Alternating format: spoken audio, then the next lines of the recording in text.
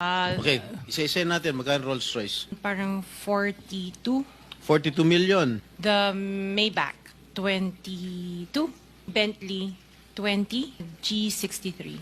G-Wagon, parang nasa 20 din yan. Yung Cadillac po, yan, mga 11 yata po yun. One white, one black. Yung isa, 8. Yung black. Yung GMC, dalawa. Parang nasa 11 din yata siya. Suburban, parang nasa 3 lang yata siya nun. Just the one autobiography, 16. Sabi mo? Defender, nasa parang 7 yata yun. The Evoque, parang nasa 5 lang yata po siya. When Ilang did you unit. acquire all these luxury cars? Since 2022, 21. So ilang beses ka bumili ng kotse sa isang taon? Minsan sa isang taon, isa, or kaya minsan tatlo yung iba. Luxury. Opo. Kailan ka natuwa roon sa payong ng Rolls Royce? Last year lang po. Last year mo lang na-purchase? Yes. Sino-sino gumagamit itong mga luxury cars ninyo? Kami po.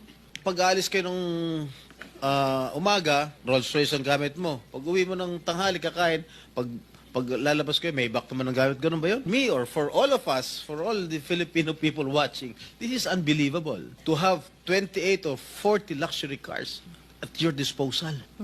Ngayon lang ako nakarinig na isang tao o mag-asawa na ganito kadami ang kotse